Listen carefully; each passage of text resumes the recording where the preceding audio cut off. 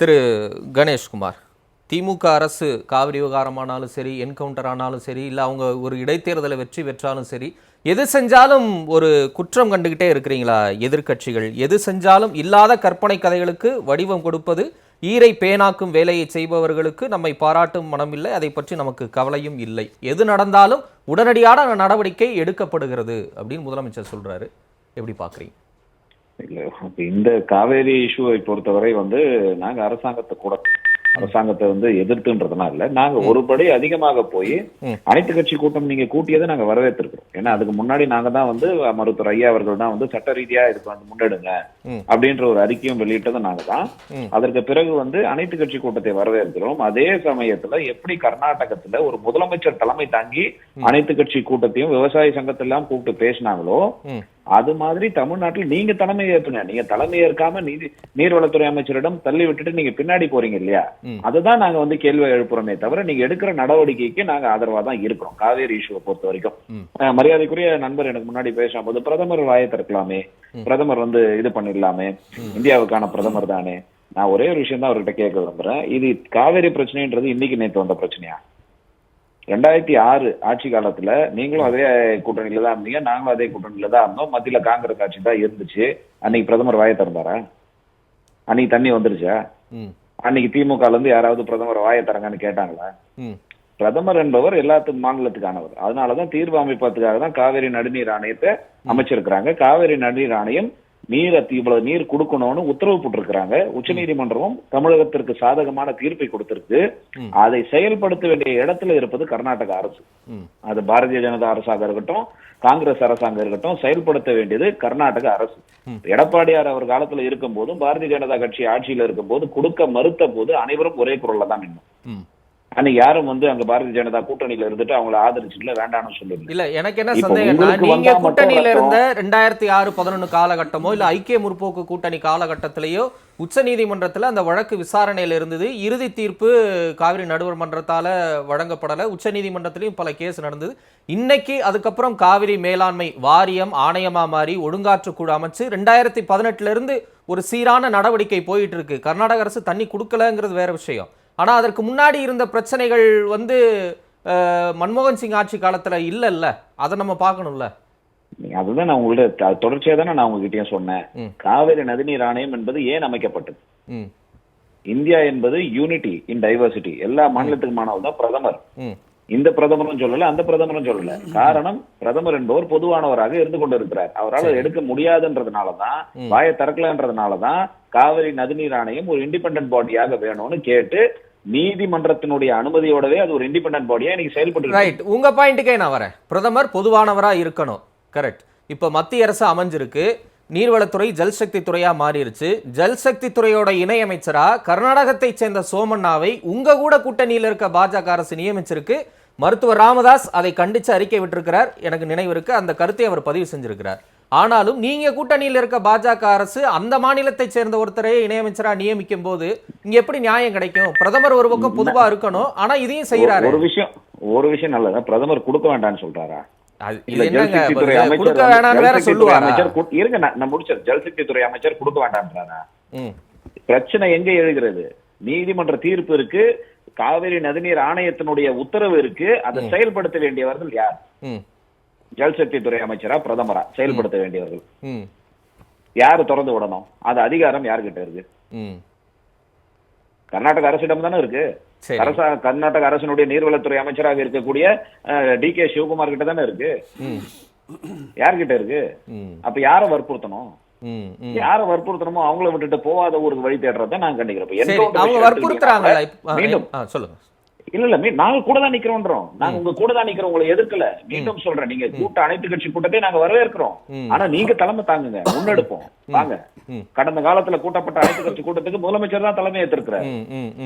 வாங்க தலைமை ஏற்போம், நீங்க வாங்கன்னு தான் நாங்க கூப்பிடுறோம். நாங்க ஒண்ணும் நீங்க செஞ்சது எல்லாத்தையும் கூட்டம் சொல்லல. என்கவுண்டர் விஷயத்தை பொறுத்தவரை என்கவுண்டர் விஷயத்துல நாங்க கடுமையான தண்டனை கொடுக்கப்பட வேண்டும் என்றுதான் பாட்டாளி மக்கள் கட்சியினுடைய நிலைப்பாடு. அது எந்தவித மாற்று கருத்துமே இல்லை. ஆனா இந்த ஒரு பர்டிகுலர் இஷ்யூவை பொறுத்தவரை உங்க கூட்டணி கட்சியில் இருக்கக்கூடிய மரியாதைக்குரிய விடுதலை சிறுத்தைகளும் சரி, மத்தவங்களும் சரி, இது ஒரு அரசியல் கொலை, இதுல அரசியல் பின்புலம் இருக்கு அப்படின்னு நீங்க சொல்லும் போது மறுநாளே அவசரமாக சரணடைந்த ஒருத்தரை தப்பிச்சு ஓடினாரு.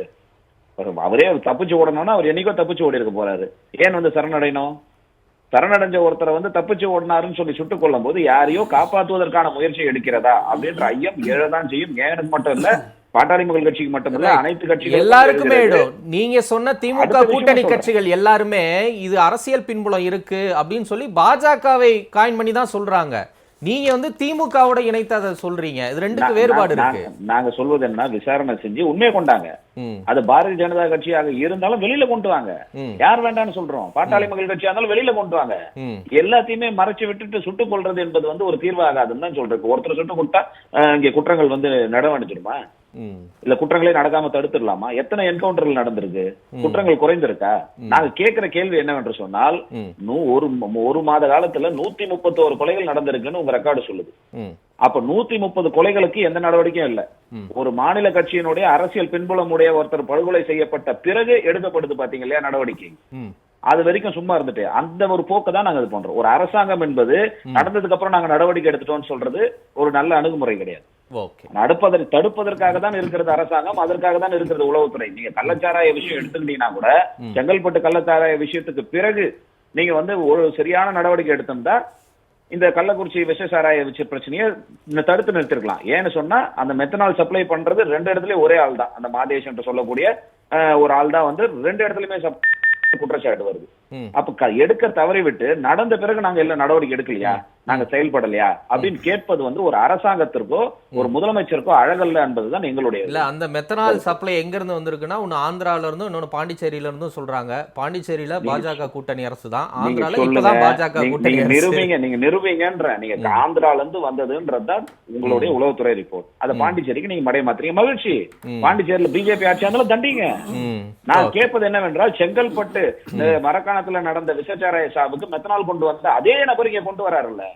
அப்ப இந்த ஒரு வருஷ காலத்துல அவர் மேல என்ன நடவடிக்கை எடுத்தீங்க? எந்த தைரியம் துணிச்சல் அவருக்கு மறுபடியும் கொண்டு வருவதற்கு கொண்டு வருது? அப்ப அதுல செயலிழந்து விட்டுட்டு இப்ப கூட்டணி ஆட்சி, அவங்க கட்சி இவங்க கட்சின்னு ஒரு மக்களை கொண்டு போய் மக்களிடம் வாழ்க்கையோட விளையாடுறது இருக்கு பாருங்க, அததான் நாங்க வந்து எதிர்ப்பு. இல்ல மதுவிலக்கு திருத்த சட்டம் கொண்டு வந்து கடுமையாக்கி இருக்காங்களே, அது ஒரு பாசிட்டிவான ஒரு அப்ரோச்சா பார்க்க மாட்டீங்களா? நான் மீண்டும் சொல்றேன் சார், பூரண மதுவிலக்கு கொண்டு வர வரைக்கும் நீங்க எந்த சட்டம் கொண்டு வந்தாலும் அதிகாரிகளால் செயல்பட முடியாது. இந்த இடத்துலயும் தான் சொல்றேன். நாங்க போன வாட்டி இதே விவாதம் வரும்போது நான் சொன்ன வார்த்தை அதுதான். இருக்கிற சட்டமே போதுமானது, கேபிட்டல் ஏ செக்ஷன் நீங்க கொண்டு வந்த போதே போதுமானது. ஆனா அதிகாரிகளை செயல்பட விடுங்க.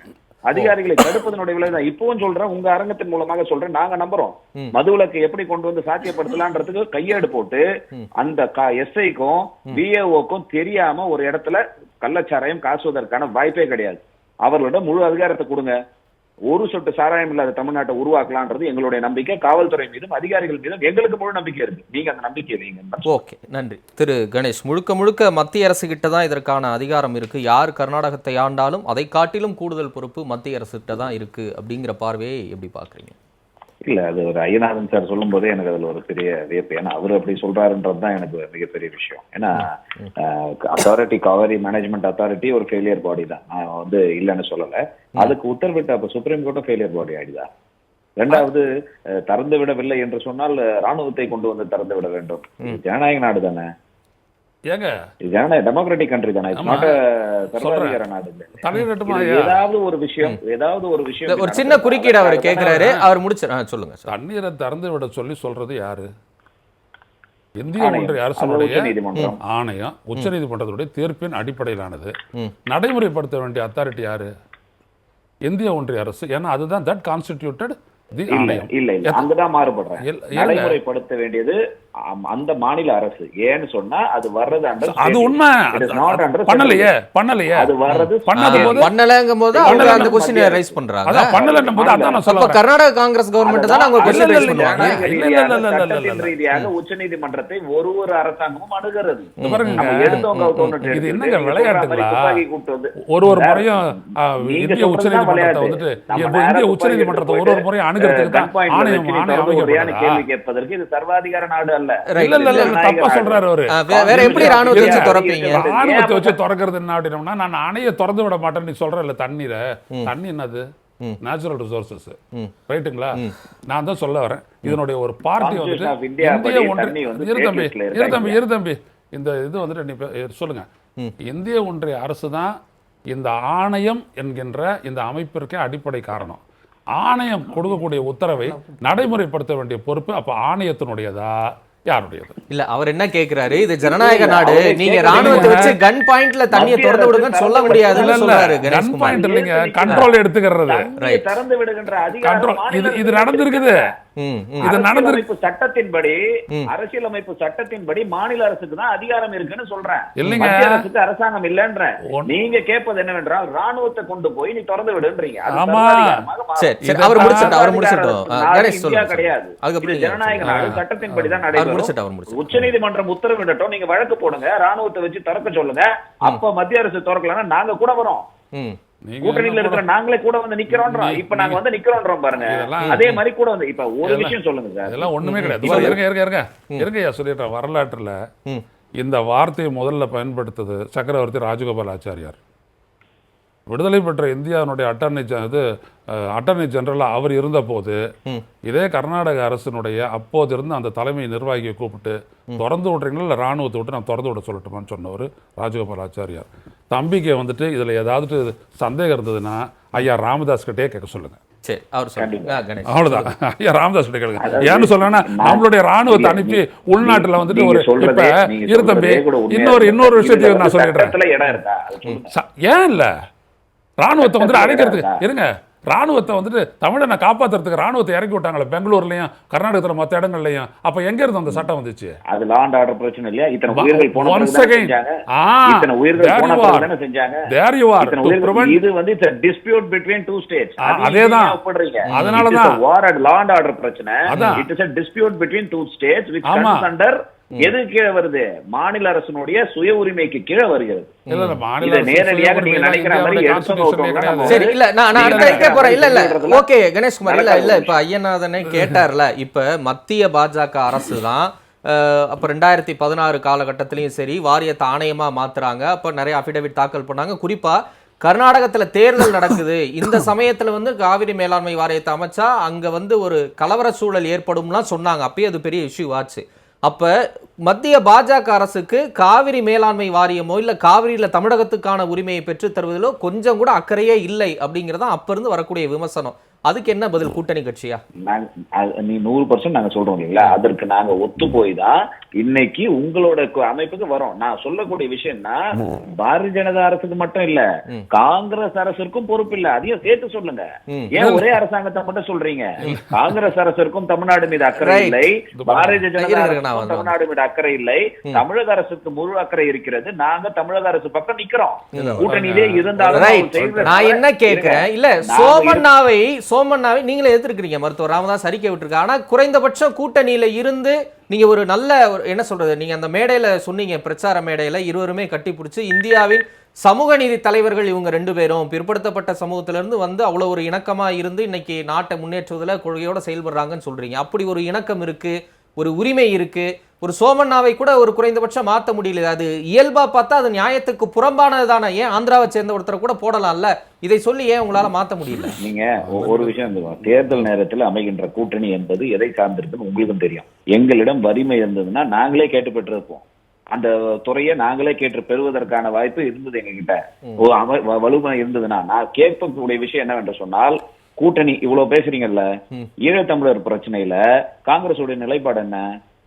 தமிழ்நாடு திமுகவுடைய நிலைப்பாடு தனி ஈழம்தான் ஒரே தீர்வு. பெசோ அமைப்பு வச்சாங்க, எல்லாம் வச்சாங்க, ஆனா காங்கிரஸ் ஒத்து போச்சா? அப்ப கூட்டணி எதன் அடிப்படையில வருது? ஒரு இஷ்யூ பேஸ்ட்ல வருது கூட்டணி. அப்படி ஒரு இஷ்யூ பேஸ்ட்ல ஒரு இஷ்யூ சார்ந்து ஒரு நிலைப்பாடு இருக்கும். என் கட்சி வேற, பாரதிய ஜனதா கட்சி வேற.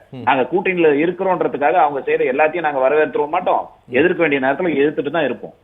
அததான் நாங்க செய்யறோம். நாங்க கேட்கக்கூடிய விஷயம், இப்ப நான் உங்க பக்கம் நிக்கிறோமா இல்லையா? இப்ப இல்ல, போன வாட்டி கூட்டணியில இருக்கும் போதே அதிமுக ஆட்சி கொண்டு வந்த தீர்மானத்தின் பக்கம் நாங்க நிக்கிறோமா இல்லையா? தமிழ்நாடு 1-2 உங்க பக்கம் நிக்குது இல்ல. நான் கேட்க வேண்டிய ஒரு விஷயம் என்னன்னு சொன்னால், நீர்வளத்துறை மரியாதைக்குரிய கோபநாதன் சொல்லும் போது நீர்வளத்துறை அமைச்சர் 100% உண்மை. துரைமுருகன் அவர்களுக்கு இருக்கின்ற அந்த ஒரு அனுபவம் வேற யாருக்கும் தமிழ்நாட்டுல அந்த பிடபிள்யூடி துறையில இல்ல, உண்மை ஒத்துக்கிறோம். ஆனால் தலைமை பொறுப்பில் இருப்பது ஒரு அரசாங்கத்துக்கு பக்கம் தான் நாங்க நிக்கணும். ஒரு அரசாங்கத்தினுடைய தலைமை பொறுப்பில் இருக்கக்கூடியவர் யார்? நீர்வளத்துறை அமைச்சரா, முதலமைச்சரா? அப்படி என்று சொன்னால் சிவகுமாரை விட அங்க முதலமைச்சர் சிவகுமார தான் அங்க இருக்கக்கூடிய நீர்வளத்துறை அமைச்சர். அவர் தலைமையில கூடலையாங்க, ஏன் முதலமைச்சர் தலைமையில கூட்டினாங்க? சிவகுமாரே பவர்ஃபுல் மேன் தானே, ஏன் சித்தராமையா தலைமையில கூட்டினா? ஏன்னா முதலமைச்சர்ன்ற அதிகாரம், அங்கீகாரம், அரசியலமைப்பு சட்டம் கொடுத்திருக்கக்கூடிய முக்கியத்துவம் அதுல பெறும். அதனாலதான் நாங்க உங்ககிட்ட கோரிக்கையா தான் வைக்கிறோம், நீங்க நடத்துங்க. அதனுடைய வலிமையே வேற. ஒட்டுமொத்த எல்லாத்துக்கும் எதிர்க்கிறீங்கல்ல, எல்லாத்துக்கும் துரைமுருகனா வந்து பிஜேபி எதிர்க்கிறாரு, அமைச்சர்களை வந்து பிஜேபி எதிர்க்கிறாரு. எந்த மேடை எடுத்தாலும் மரியாதைக்குரிய மு க ஸ்டாலின் அவர்கள் தானே பிஜேபி எதிர்த்து பேசுறீங்க. ஏன் இதுல பேசுறதுக்கு தயங்குறீங்க?